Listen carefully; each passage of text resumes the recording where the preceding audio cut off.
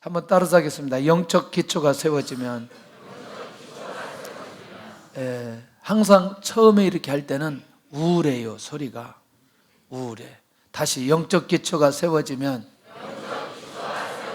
약간 밝아졌어요. 할렐루야. 얼마나 좋아요 우리가. 제가 이제 조금 이런 것들을 좀 살펴보았어요. 뭐냐면 양궁 국가대표 선수들 훈련 방법 이렇게 한번 좀 봤더니, 진짜로 이 스피커를 딱 놓고 고음으로 놓고 연습하는데 와, 대단하더라고요. 그래서 항상 이제 그런 생각을 해보는 거죠. 도대체 우리 팀이 왜 그렇게 메달을 잘 따나. 이제 봤더니 진짜 여러분 인터넷에 한번 가보세요. 이게 탈 쓰고요. 지금 여기 하고 있는데 밑에서 막 놀고 있어요. 이게 쉬워요, 어려워요? 왜냐하면 뭐에 집중해야 되는데, 관역에 집중해야 되는데 앞에서 막 놀고 있는 거예요. 그런데 이게 그걸 정리하고 그 관역에 집중하는 건 사실 쉬운 문제는 아니거든요. 근데 우리도 저도 그 TV 볼 때 굉장히 긴장할 때가 있더라고요. 어느 때 긴장하냐면 결승전인데 금메달 따는데, 금메달 은메달인데 동점이에요. 나머지 3발밖에 안 남았어요. 근데 그때 야, 우리나라 선수가 쏠 차례예요. 긴장 안 돼요? 나 긴장되던데. 근데 본인들은 얼마나 긴장하겠어요. 그렇죠? 그래서 특별히 우리나라는 담력 훈련하는데 다른 나라보다 아주 확실하게 담력 훈련을 시키는데요. 이 번지 점프를 하지를 않나, 공동매질을 이런 건 아무것도 아니고요. 지난번에 한번 제게 있잖아요. 취 여기다 넣어가지고 위로 올라오는데 또 쏘고 막. 취가 어떠세요? 취 구워서 먹으면 맛있는데. 안 먹어보셨구나. 다 시골 춘일대는 옛날에 다 조금씩 먹어봤어요. 이래가지고 이게 이제 담력 훈련을 막 하는 거죠. 그러니까 결정적인 위기 때 그 해내는 거죠. 그게 뭐가 탄탄하니? 기초가 탄탄하니까 결국 그 관역에 집중할 때 그렇게 어렵지 않게 집중하게 되는 것을 보게 됩니다. 자, 그런 면에서 이제 광야에 훈련받는 그 이스라엘 민족들을 이렇게 좀 살펴보면, 일단은 여러분들 생존 문제에 대해서는 걱정 없도록 하게 합니다. 첫째는 먹는 겁니다. 그 다음에 입는 겁니다. 맞지요? 혹시 누가 전쟁하면서 이스라엘 백성들을 건드릴 때 하나님께서 확실하게 보호하십니다. 맞지요? 예. 그러니까 이 문제는 이스라엘 민족의 요구에 상관없이 하나님의 관점에서 이들을 잘 지켜주셔요. 그런데 여러분들, 이들에게 가장 필요한 건 뭐예요? 행군이에요. 지금 가는 거예요. 앞으로 가는 거예요. 근데 자기들 의지대로 가나요? 하나님이 말씀하셔야 가나요? 할렐루야. 예. 그러면 그렇게 하도록 하기 위해서 일단 일정한 기간이 된 후부터 하나님께서 말씀으로 훈련시킨다는 말이죠. 맞아요? 예. 그런데 그것만 훈련시키는 게 아니라 어느 날 갑자기 믿음의 훈련도 시키는 거예요. 근데 그 믿음의 훈련 시키는 그 절정이 우리가 잘 아는 대로 그 가나안 땅 정탐하고 보고하는 내용 가운데 확실하게 믿음의 훈련 시킨단 말이죠. 그러면 이 모든 것들이 끝나고 난 이후에 그 다음에 가나안 땅에 들어가서 가나안 땅을 정복하게 만든단 말이죠. 혹시 우리 인생 전체를 놓고 이 하나님의 약속의 말씀이 성취되고 하나님께서 우리에게 주셨던 기도의 제목이나 이런 비전들이 성취되는 시점이 미래라고 한다면, 이 가나안 땅의 이 1년의 한 40년 과정 속에 하나님께서 가장 이스라엘 민족에게 원하고 기초적인 훈련은 하나님께 집중하게 하는 겁니다. 하나님만 바라보게 하는 훈련입니다. 할렐루야. 예. 그런데 결정적 순간에 이스라엘 민족은 우상 만들고 그 다음에 불신앙에 거하고 하나님의 말씀 듣지 않고 이 상황을 반복하면서 이 광야에서 결국에는 걸러지게 된다는 거죠. 하나님에게 집중하고 믿음을 가진 사람들이 결국에는 가나안 땅에 그 하나님의 비전을 성취하게 하시는. 자, 그러면 1년의 과정 속에 이 가장 기초적인 훈련을 하기 위해서 하나님께서 특별히 성막을 만들도록 하고 또 그 안에 들어가야 될 재료들을 만들도록 하는데, 오늘은 뭐냐면 언약궤를 만들도록 한다는 거죠. 할렐루야. 자, 오늘은 이제 예를 들어서 무슨 언약궤 내용이나 뭐 재료나 뭐 이런 거는 지난번에 좀 했기 때문에 그건 이제 넘어가도록 하고, 앞으로 몇 주에 걸쳐서 이 성막 안에 들어가는 기구에 대해서 몇 가지를 좀 나눠보고 우리가 그렇게 가려고 하는데, 자, 그런 면에서 하나님에게 집중하도록 하기 위해서 이 언약궤를 만들고 그 언약궤를 통해서 하나님께서 뭔가 기초적인 훈련을 시키는 비밀들이 이 안에 숨겨져 있다는 것이죠. 그래서 우리도 오늘 이 언약궤를 통해서 신앙의 가장 중요한 기초, 그것이 무엇이며 무엇을 훈련해야 되고 어떻게 그 다음 단계로 가야 되는지에 대한 감각들이 우리 안에 살아있으면 좋겠다는 거죠. 첫째는 이 언약궤의 여러 명칭에 대해서 한번 살펴볼 필요가 있다는 거죠. 첫째는 증거궤입니다. 무슨 궤? 증거궤. 하나님의 말씀 10계명을 담고 있는 궤이기 때문에 증거궤라 얘기합니다. 자, 이제 조금 더 가보면서 좀 요거는 좀 이제 기억만 하시면 좋겠어요. 두 번째는 법궤입니다. 하나님의 율법의 개념으로 담고 있는 궤인데, 사실은 이 율법은 절대로 변하지 않고 이 말씀은 지금까지 하나님의 계명으로, 하나님의 법으로 우리에게 주어진 것 아니냐는 거죠. 그래서 레위기 16장의 2절에는 이걸 법궤라고 기록하고 있습니다. 주로 레위기는 제사법에 대해서 이스라엘 백성들이 어떤 이런저런 삶 속에 지켜야 될 것들을 말씀할 때에 기록된 내용이 레위기서입니다. 세 번째는 언약궤입니다. 자, 이거 뭐냐면 시내산의 언약의 내용으로 담고 있는데, 결국 언약은 반드시 언약을 체결하는 상대가 있다는 거죠. 하나님과 누구와? 이스라엘 백성들과. 그러니까 하나님의 백성들과의 관계 속에서 주어지는 이 약속의 말씀이 오늘 이 안에 들어져 있기 때문에 이걸 언약궤라고 얘기하기도 한다는 거죠. 자, 그 다음에 네 번째는, 마지막은 여호와의 궤라고도 한다는 거죠. 법궤의 주인이 누구라고? 여호와 하나님이라는 것을 많은 사람들에게 알게 하도록 하기 위해서, 자, 증거궤, 법궤, 언약궤, 여호와의 궤, 이 모든 것은 모두 다 하나다, 두 개다? 하나라는 거죠. 하나를 이렇게 그 상황에 따라서 다르게 쓰여졌다는 겁니다. 나중에 이제 이 여호수아에서 가보면 이 궤에 대한 얘기가 다시 한 번 더 나오기 때문에 그때 좀 보기로 하고, 일단 언약궤의 명칭에 대한 부분들을 이 정도 우리가 이해를 하고요. 그렇다면 두 번째는 이 언약궤의 의미는 도대체 뭘까? 도대체 언약궤는 어떤 역할을 했고, 그리고 이 언약궤는 이스라엘 백성들과 어떤 관계가 있고, 이 언약궤가 움직일 때 어떤 일들이 벌어졌는지, 이것들을 좀 우리가 살펴볼 필요가 있다는 것입니다. 첫째가 뭐냐면, 이 언약궤는 하나님의 백성들의 앞길을 인도하는 그 통로 역할을 했습니다. 하나님의 백성들의 앞길을 인도하는, 민수기 10장 33절에 기가 막힌 내용이 있어요. 행군할 때 항상 언약궤가 백성들 앞서 행합니다. 그럼 바꿔 말하면 언약궤가 가는 대로 백성들이 따라갔다는 내용이거든요. 시작. 그들이 여호와의 산에서 떠나 3일 길을 갈 때에 여호와의 언약궤가 그 3일 길에 앞서가며 그들의 쉴 곳을 찾았고. 할렐루야.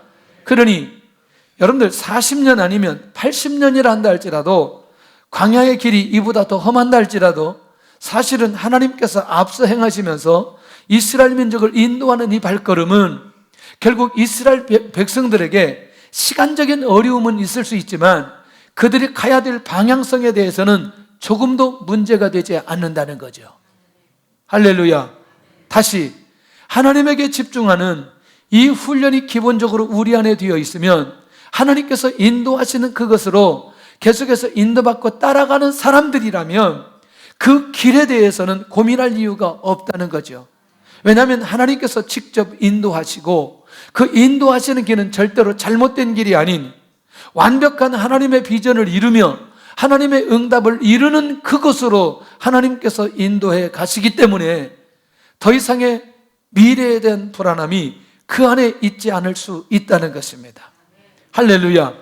그래서 결국 그들을 직접 인도하시는데 인도하시는 방법은 언약궤를 통해서 그들을 인도해 가신다는 겁니다. 할렐루야. 그러면서 오늘 우리는 하나님 앞에 집중하면 집중할수록 우리의 인생을 하나님께서 인도해 가시는 것을 확인할 수 있다는 것이죠. 두 번째는 이 언약궤는 백성들을 축복하는 매우 중요한 통로 역할을 한다는 겁니다. 요즘 여러분들 우리가 사무엘하 보면은 여러분들 사무엘하 법궤가 다윗성에 들어올 때에 특별히 들어오기 전에 오베데돔의 집에 있는데 그때 들어올 때 다윗이 뭐 한지 아시죠? 춤추면 너무나 기뻐했던 그 상황들, 미갈이 그걸 보고 다윗을 조롱하고 조소할 때에 다윗이 이렇게 말하거든요. 정말 그렇게 말하지 않았으면 좋겠다. 내가 이렇게 이 하나님의 언약궤가 이 성으로 들어오는데 내가 기뻐서 내가 감사하면서 이렇게 할 수밖에 없는 이유는 나처럼 천한 자를 당신 사울의 집에 있는 그 왕권을 빼앗아 나에게 주셔서 이 일을 맡겨주신 그 하나님께 내가 이렇게 찬양하는 것 당연한 것 아닌가. 그렇게 하면서 이제 미갈과의 대화가 진행되거든요. 그런데 그때 들어오기 전에 오벳 에돔의 집에 석 달 동안 있을 때에 이 오벳 에돔의 집을 축복하는 사건이 여기 나타나게 되는 것을 보게 됩니다. 다시 말하면 이 언약궤가 그 집에 있는 것만으로도 하나님께서 이 집을 복을 내려 주셨다라는 기록이 그 안에 있는 것을 보게 된다는 거죠. 그러면 결국 이렇게 우리는 정리해 볼 필요가 있다는 거죠. 하나님께 집중하고 하나님을 바라보고 하나님의 관계가 회복되어지는 모든 사람들에게는 놀라우게도 하나님의 약속된 복이 끊임없이 임하게 되어진다 라는 사실까지도 우리에게 보여주시고 있다는 거죠. 그러니까 굳이 복이라고 하는 걸 쫓아가지 않는다 할지라도 언약궤의 비밀을 깨닫고 하나님 중심적 삶을 살아가는 모든 자들에게 이 약속된 복이 임하는 것이라면 당연히 하나님 앞에 집중하고 영적인 기초를 쌓아가는 것 당연한 거 아니겠냐는 거죠. 시작. 여호와의 궤가 가드 사람 오벳 에돔의 집에 석 달을 있었는데 그래서 오벳 에돔과 그의 온 집에 복을 주시니라. 아멘. 할렐루야. 이 은혜가 저와 여러분들에게 있기를 축원합니다. 세 번째는 이 언약궤는 인도였고요. 두 번째는 복을 내려주시고요. 세 번째는 승리케 하는 것이라는 거죠. 여호수아 6장 11절에서 20절까지 보면 여리고가 무너지는 사건입니다. 우리가 여리고가 무너지는 사건에 이스라엘 백성들이 여리고를 돌았다는 것만 생각하지만 사실은 이때 언약궤가 성을 돌게 함으로 여리고가 무너져 내렸던 것을 보게 됩니다. 6장 11절에 가서 보면 여호와의 궤가 그 성을 한 번 돌게 하고 6장 13절에는 시작. 제사장 7은 양강나팔 7을 잡고 여호와의 궤 앞에서 계속 행진하며, 그러니까 결국 여리고가 무너진 것도 결국 여호와의 궤가 앞서 행하며 아니면 따라가면서 결국 여리고를 돌았을 때에 여리고가 무너지는 기가 막힌 놀라운 역사를 보여줍니다. 항상 이렇게 얘기합니다. 법궤가 앞에 갈 때에 하나님께서 앞서 행하신다 말씀하고, 법궤가 가운데 있을 때에 하나님이 우리 가운데 계신다고 하고, 법궤가 뒤에 있을 때에 여호와 하나님이 우리 뒤에 계신다, 이렇게 고백하는 내용이라면 결국 이 가나안 땅에 여리고와 같은 수많은 상황들이 벌어진다 할지라도 그 안에 여호와의 궤, 하나님이 함께 하실 때는 어떤 전쟁으로도 승리할 수 있다는 사실을 우리에게 가르쳐주고 있다는 것입니다. 그러면 이것을 다시 우리가 정리를 해본다면 우리는 이 땅에 살아가는데 말할 수 없는 수많은 전쟁을 치료해야 된다는 거죠. 영적인 전쟁이죠. 관계의 문제죠. 상황에 우리가 풀어가야 될 수많은 것들이 있지만 놀랍게도 하나님 앞에 집중하며 하나님의 뜻을 구하고 하나님의 인도 받아가는 사람들은 결국 누가 해결하시느냐? 하나님께서 해결하시는 결정적 상황들을 우리가 경험하고 갈 수 있다는 사실을 놓치지 않아야 된다는 거죠. 자, 우리가 승리에 대한 감격, 승리에 대한 기쁨, 승리에 대한 결과를 가지기를 원한다면 이 언약궤의 비밀을 깨닫고 우리가 그 안에 누려야 될 필요가 있는데, 네 번째가 굉장히 중요합니다. 뭐냐면 언약의 백성들, 특별히 언약궤는 하나님의 백성들의 복과 저주의 기준점이 된다는 겁니다. 그러니까 결국 이 언약궤를 기준으로 해서 오늘 여기 그리심산에서 복을 선포하고 에발산에서 저주를 선포하면서 복과 저주의 기준점을 어디에 두느냐? 언약궤에 두는 것을 보게 되더라는 거죠. 할렐루야. 자, 이렇게 하나님께서는 이 언약궤를 통해서 인도하실 뿐만 아니라 복을 내려주시고 특별히 복과 저주의 기준점이 되어지는, 또 승리케 하시는 이 놀라운 비밀들을 무엇을 통해서 열어주느냐? 눈에 보이는 언약궤를 통해서 열어주도록 하기 위해서 지금 이 시점에 무엇이 필요했느냐? 언약궤가 필요했다는 것입니다. 할렐루야. 그러면 이것은 상징적인 의미로 이스라엘 백성들이 하나님을 바라보도록 하게 하는 하나님의 훈련, 하나님의 계획, 하나님의 인도하심이 보이지 않게 이 안에 있는 것을 보게 된다는 거죠. 자, 그러면 우리가 놓치지 않아야 될 것 하나는 하나님 중심적 삶을 살면 반드시 그 결과가 약속되어져 있다는 것이죠. 그러니 우리 안에서 무엇에 대한 기초가 되어야 되느냐? 하나님을 바라보고 있느냐? 하나님을 찾고 있느냐? 끝까지 하나님의 인도를 받아가고 있느냐? 이게 이제 굉장히 중요한 부분인데, 조금씩 그 다음에 이제 가보면 그러면 구체적으로 어떻게 해야 된단 말이냐? 구체적으로 그러면 하나님에게 집중하는데 어떻게 하나님에게 집중하고 어떻게 인도를 받아가야 될 필요 있겠냐? 그 안에 놓여 있는 게 뭐냐? 십계명과 두 돌비를 그 안에 넣도록 하시는 것을 보게 된다는 거죠. 도대체 이 십계명은 무슨 의미가 있느냐? 오늘 이 하나님의 백성들이 먹는 영의 양식, 하나님의 말씀을 반드시 먹어야 되고 하나님의 말씀을 들어야 되고 하나님의 말씀대로 살아가야 된다는 원리를 가르쳐주고 있다는 것입니다. 할렐루야. 아침에도 제가 이제 그런 기도했어요. 새벽에 오늘 예배를 놓고 기도하는데 가장 첫 번째 기도가 하나님의 말씀이 우리 성도들에게 들리게 해주세요. 요 나머지 것들은 설명입니다.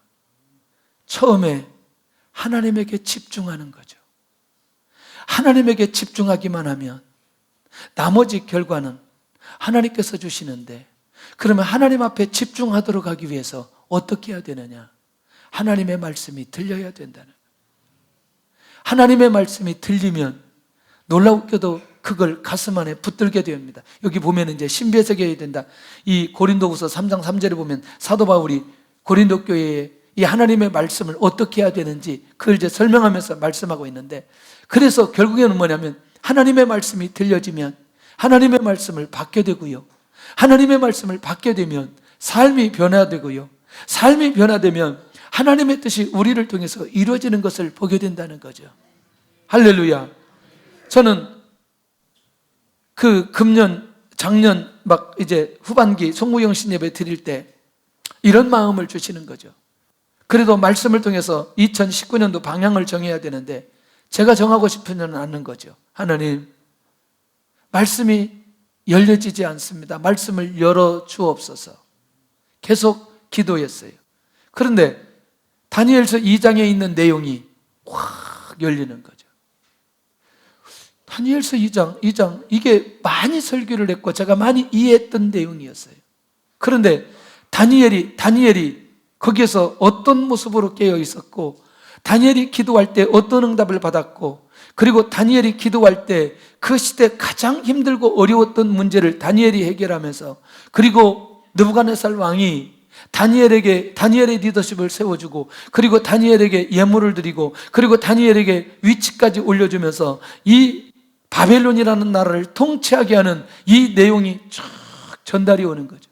말씀을 이미 준비할 때에 2019년도가 보여지기 시작하는 거죠. 일단 2019년도에는 기도하는 사람들에게 하나님께서 새로운 길을 열어주시겠구나. 특별히 기도하는 사람들에게 결정적인 문제들을 해결할 수 있는 은혜와 그를 통해서 하나님께서 리더십을 세워주시고, 그리고 그것을 통해서 하나님의 나라가 확장되어지는 것을 하나님께서 허락하게 해주시겠구나 라고 하는데, 그 말씀을 보면서 제 안에 확신이 오기 시작하는 거죠.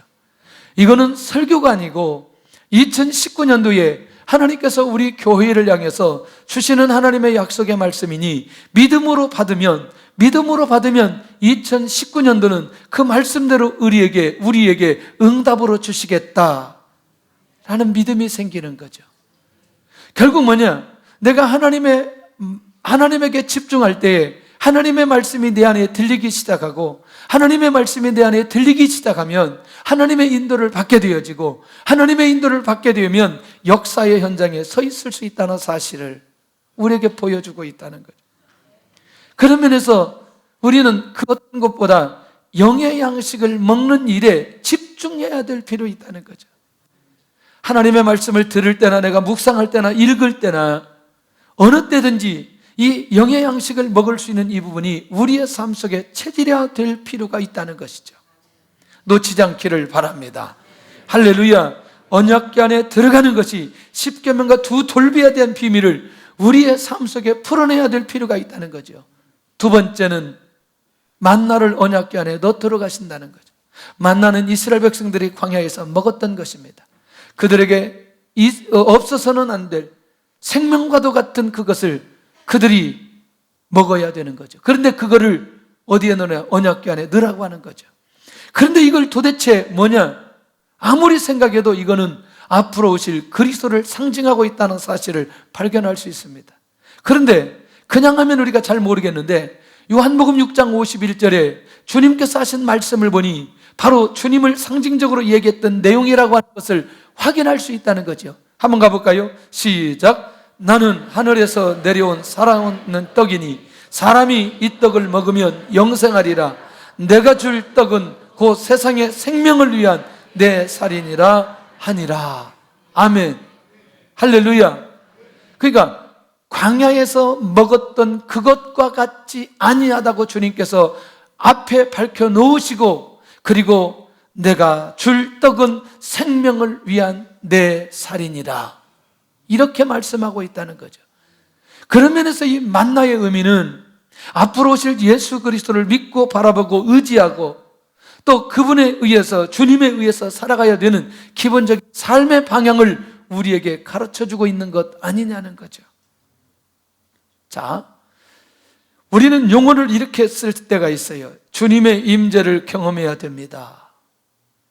예배 드릴 때에, 삶 속에서 기도할 때, 자, 제가 이제 이렇게 표현을 할게요. 내가 지금 오늘 기도를 했는데 내가 주님의 임재를 내가 경험했습니다. 어떻게 경험했느냐? 예를 든다면 이런 거죠.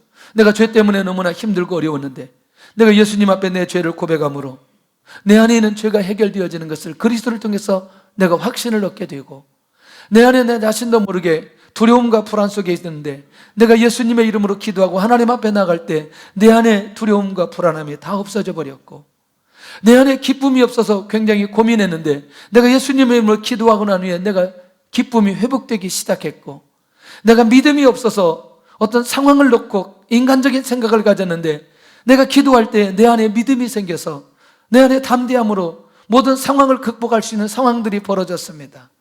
결국 뭐냐면 우리가 예수 그리스도를 통해서 주시는 신앙의 영적인 감각들이 우리 안에 살아나면 결국 내가 그리스도의 중심으로 신앙생활하고 있을 뿐만 아니라 예수 그리스도의 중심으로 우리 삶의 모든 것들을 해결하면서 나갔다라고 말할 때 나는 주님의 임재를 경험하면서 살아가고 있다, 이렇게 말할 수 있다는 것이죠. 그런 면에서 여러분들 어떠나요? 우리가 오늘 이 만나의 비밀을 우리의 삶 속에 풀어내면서 우리의 삶 속에서 그 의미를 이해하면서 결국 내가 주님 중심으로 살아갈 때에 그 사람이 곧 하나님 중심으로 하나님을 바라보며 인도받아 갈 수 있는 그런 삶으로 갈 수 있는 비결이 이 안에 있다는 사실을 우리에게 가르쳐 주고 있다는 것입니다. 작년에도 가서 느꼈지만 이번에도 여전히 베들레헴에 갔더니 예수님을 믿는 사람들보다 예수님 때문에 장사하는 사람들이 그렇게 많이 있더라고요. 와, 주차장에서 벌써 예수님 탄생교회까지 가는데 사라고 하는 사람들이 그렇게 많이 있어요. 그러니까 예수님 믿는 사람들이 많지 않은 거예요. 놀랍지 않아요? 이 기가 막힌 상황들. 유대인들이 예수님을 많이 안 믿는다는 사실도 기가 막히고, 여러분들 오늘 우리 안에 가장 중요한 기초는 내가 정말 예수님을 믿느냐 믿지 않느냐, 내가 예수님을 통해서 내 안에 있는 우울한 문제, 두려움으로 있는 내 안에 자리 잡았던 이 모든 것들이 해결됐느냐 그렇지 않느냐, 날마다 우리의 자신들을 진단해 볼 필요가 있다는 것이죠. 할렐루야. 이것이 우리가 신앙생활하는데 가장 중요한 기초 아니겠냐라고 하는 거죠. 제가 처음에 중국에 나와가지고 처음에 이제 중국 갈 때 있어요. 백두산에 갈 때. 근데요, 너무나 놀라운 거예요. 여기서 예배 드리는데 제 안에 두려움이 있는 거예요.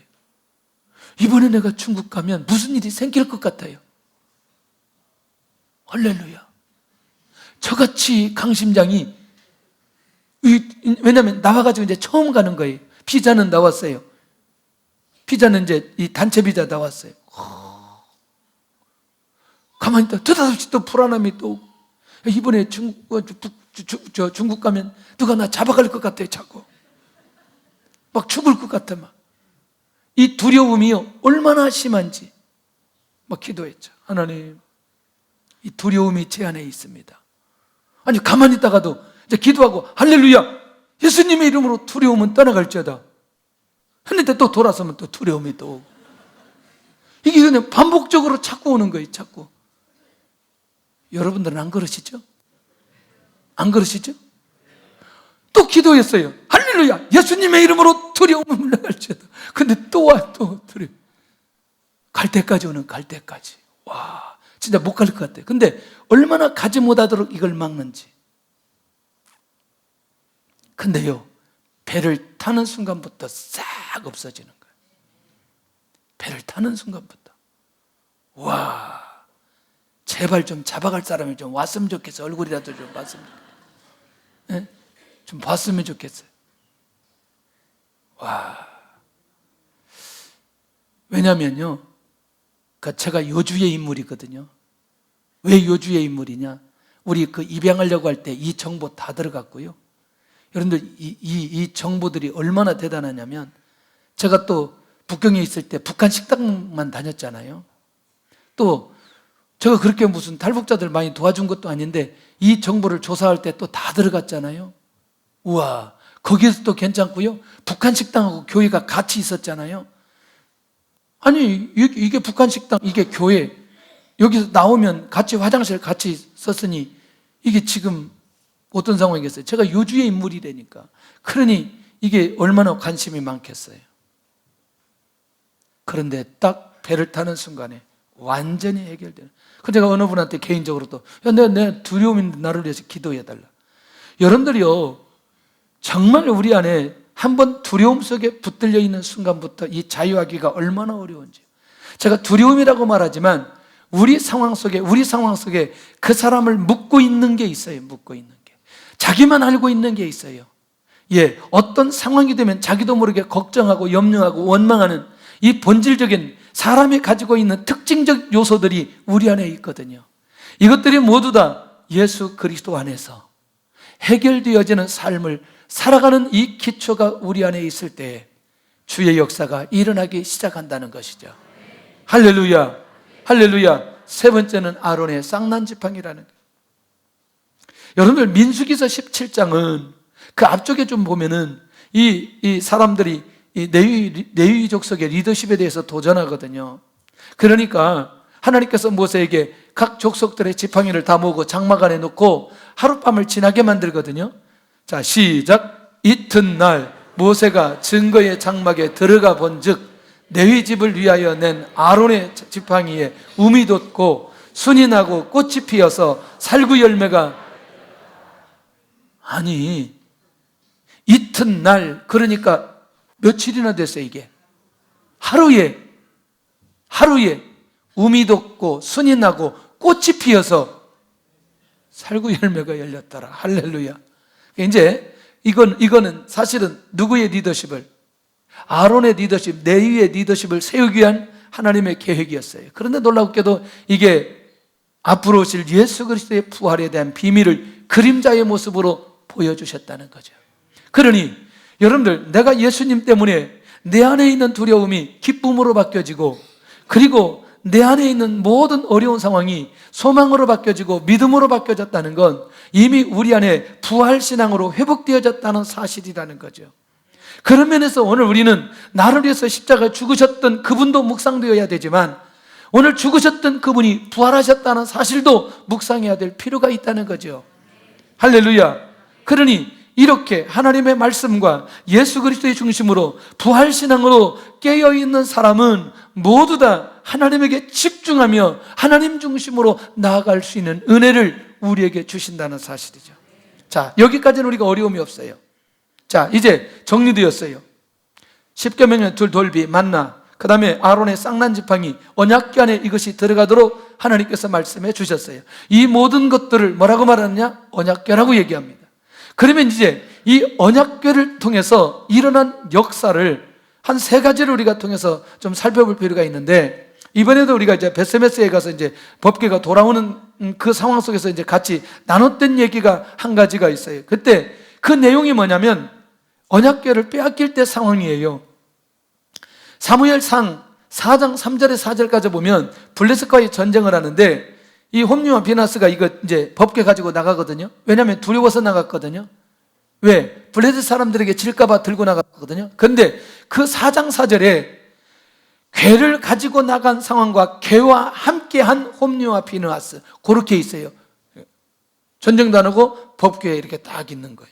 이게 모습 보세요. 얼마나 초라해요. 왜 그렇죠? 두려움 때문이죠. 뭐 가지면 이길 것 같아서, 법궤 가지면 이길 것 같아서. 그런데 11절에 가서 보면 전쟁은 실패하고 궤는 빼앗기고 홈리와 비느하스는 죽게 되어집니다. 그러니까 말하자면 이거죠.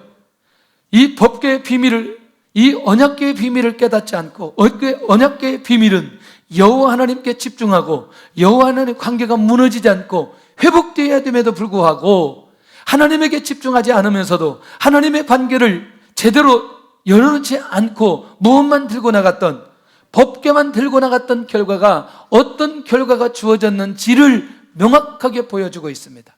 자, 재밌어요. 뭐가 재밌냐면 이 상황을 누가 보냐면 블레셋 사람들이 보고요, 뭐라고 얘기하냐면 이런 거예요.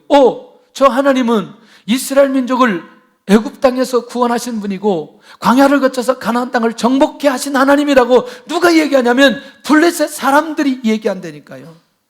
그런데 정작 엘리 시대에는 이 비밀을 깨닫지 못하고 그렇게 살아갈 때에 결국 현실적인 문제, 전쟁은 실패하고 궤는 빼앗기고 사람들은 죽고. 자, 그런데 놀랍게도 이게 뭐냐면 언약궤가 돌아올 때 상황을 살펴보면 기가 막힌 상황들이 벌어져요. 보세요.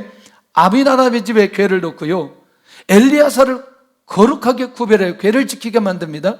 그런데 이때 이스라엘 온 족속이 여호와를 뭐하니라? 사모하니라. 자, 다시, 그러면 우리 언어대로 얘기한다면 하나님의 예배 관계가 회복되고 그 다음에 하나님의 관계가 회복되니 이때 어떤 일이 벌어지느냐? 드디어 이스라엘 민족이 회개운동이 일어나고 지금까지 해결되지 않았던 블레셋과의 전쟁이 끝을 보게 만들도록 하나님께서 역사해 주시더라는 거죠. 더 이상은 누가 공격하지 못하도록, 블레셋이 공격하지 못하도록 하나님께서 사무엘을 통해서 완전히 끝을 내도록 하나님께서 역사해 주시는 것을 보게 된다는 거죠. 그러니 이스라엘 백성들이 싸움할 수 있는 준비가 되지 않았을 때에 하나님께서 직접 나타나서 우리를 발해서 이 블레셋 사람 한 사람도 남기지 않고 다 죽이는 그런 역사가 일어나게 되는 것을 보게 됩니다. 자, 결국 예배와 하나님의 관계가 회복되어지면 다 회복되어졌다는 거예요. 예배와 하나님의 관계가 무너지면 다 무너진다는 거예요. 그런데 하나님의 관계가, 하나님에게 집중하는 이 영적인 기초가 우리에게 주어지면 다 회복되어지는 놀라운 은혜가 주어진다는 사실을 놓치지 않기를 바랍니다. 할렐루야, 할렐루야. 저는 매우 중요하다고 생각해요. 그 선교사님이 저희들이 이번에 순례하는 것을 보고 깜짝 놀라는 거죠. 와, 막 새벽에, 어젯밤에 예배 드리고 새벽에 5시에도 나와서 기도하고, 새벽에는요 제가 다 나오라고 얘기 안 했어요. 기도할 사람만 나오라고 했어요. 그런데 기도하니까 너무나 좋다고 얘기했어요. 기도할 사람만 나오라고. 나중에 봤더니 거의 다 나왔더라고. 막 기도를 또 우리처럼 기도를 막 하는, 얼마나 감격적이에요. 보아스들에서, 베들레헴에서 기도한다는 게 얼마나 감격적이에요. 막 기도가 그냥 나와. 전 세계가 다 보여. 너무나 막 기도. 아침에 6시 넘어가니까 약간 햇빛이 돼요. 그래서 커튼 거쳐놓고 여기 보아스들인데 밖에 보니까 푸릇푸릇 하는데 그 쳐다보면서 기도하는데 이게 얼마나 감격지. 와. 그런데요, 이 선교사님이 딱 들으는데 와, 막 가슴이 벅차가지고 견딜 수가 없다는 거예요. 이렇게 한 팀이 거의 없다는 거예요. 저녁에 예배드리고 아침에 기도하고 낮에 돌아다니고, 그러니까 24시간 말씀만 듣는 거예요. 우와, 대단한 거예요. 우리 성도들이 보통 대단한 게 아니고. 근데 이게 질리지 않는 게, 왜냐하면 여기가 성지이기 때문에. 제가 이런 얘기 했어요. 성지는 50점부터 시작한다. 그 얘기를 계속하는 거죠. 왜냐하면 이미 하나님께서 우리의 마음을 그렇게 올려놓고 우리를 인도하시기 때문에. 그런데 그렇게 아침 저녁으로 그렇게 하니 우리 가는 곳마다 하나님께서 얼마나 은혜를 내려주신다. 정말 감사하는 거죠. 그래서 저는 이제 외국을 이렇게 공동체를 이렇게 많이 가봤잖아요. 중국도 뭐 계속 그렇게 그 단기로 11번 정도 이렇게 가보고, 이렇게 쭉 가보면서 이번처럼 그렇게 그 하나님께서 깊이 이렇게 은혜를 내려주시는데 너무나 감사하는 거죠. 작년도 은혜를 주셨지만 작년보다 훨씬 더 은혜를 주셨어요. 작년에 갔다 온 사람들 뭐 죄송하지만 하여튼 뭐 어쨌거나 아쉬운 뭐 내년에 또 가도 되고, 하여튼 어쨌거나, 그래서 사실은 이 관계가 회복된다는 게 그 다음 어떤 은혜로 이어질지에 대한 이제 감각이 있는 거죠. 놓치지 않기를 바랍니다. 지금껏 이제 몇십 년 이제 목회를 하면서 절대로 몇십 년 목회한 걸 자랑으로 얘기하는 게 아니라 느낌을 얘기하는 거죠. 예배가 회복되어지면 나머지 환경이 어려워도 나중에 다 극복되더라고요. 예배가 무너지고 하나님의 관계가 무너지면 나머지 다 열렸어도 열린 게 아니더라고요. 그걸 수없이 경험하는 거예요. 수도 없이 경험하는 거예요. 그래서 제가 사역자들한테 얘기하는 게, 예배 빠진 사람 봐라. 예배 빠진 사람. 왜 예배 안 나오는 사람 좀 지켜봐라. 왜 안 나오는지. 근데 반드시 기도의 제목이 있는 거 아세요? 네? 그러니까 그것은 어떤 율법적으로 문제가 있어서 기도의 제목이 있는 게 아니라 하나님을 찾고 하나님을 만나도록 하기 위해서, 하나님 앞에 나오도록 하기 위한 동기부여를 주시기 위한 하나님의 비밀이 그 안에 있더라는 거죠. 할렐루야. 그런 면에서 이 비밀을 우리도 놓치지 않아야 된다는 거죠. 세 번째가 뭐냐면, 언약궤가 성전에 안착되고 난 이후에, 이제 뭐냐면 열왕기상 8장에 가서 보면 하나님의 뜻대로 하나님의 계획에서 솔로몬에 의해서 성전이 지어지는 겁니다. 그 성전이 지어지고 난 이후에 이제 언약궤가 그 성전에 안착되어지는 거예요. 자, 이제 이건 좀 봐야 돼요. 열왕기상 8장 9절부터 11절에 가서 보면 기가 막힌 내용이 그 안에 있어요. 열왕기상 8장 보겠습니다. 9절부터 11절까지 어떤 역사가 일어나는지, 이 언약궤 중심으로 하나님께서 어떤 은혜를 베풀어 주셨는지.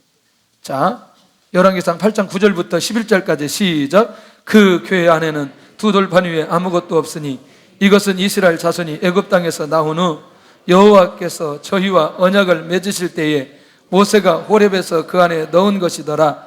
제사장이 성소에서 나올 때에 구름이 여호와의 성전에 가득하며 제사장이 그 구름으로 말미암아 능히 서서 섬기지 못하였으니 이는 여호와의 영광이 여호와의 성전에 가득함이었더라. 할렐루야. 여호와의 영광이 여호와의 성전에 가득함이었더라. 오늘 언약궤가 안창뜨고 난 이후에 여호와 하나님이 여호와의 성전 중심으로 어떻게 역사해 주셨는지를 보여주시고 있다는 겁니다. 할렐루야. 그런 면에서 이제 우리는 전체를 정리할 수 있어야 된다는 거죠. 이 언약궤를 만들고 언약궤를 통해서 어떻게 이스라엘 민족에게 무엇을 기초로 삼고 무엇을 어떻게 하는지, 오늘 수많은 상황 속에서도 이 언약궤를 통해서 인도하시기를 원하십니다. 이 언약궤를 통해서 축복하시기를 원하십니다. 이 언약궤를 통해서 승리케 되어지기를 원합니다. 할렐루야. 또 이 언약궤를 통해서 여호와의 영광이 나타나기를 원하신다는 거죠. 우리의 삶 전체가 이 언약궤를 통해서 열려지는 영적인 기초가 세워지는 이런 역사가 일어나야 된다는 거죠. 그러면서 언약궤가 있어야 할 자리에 있도록 하게 하는 영적인 기초, 그런 면에서 우선순위가 무너지지 않을 때에 하나님의 비전은 성취된다는 것입니다. 할렐루야.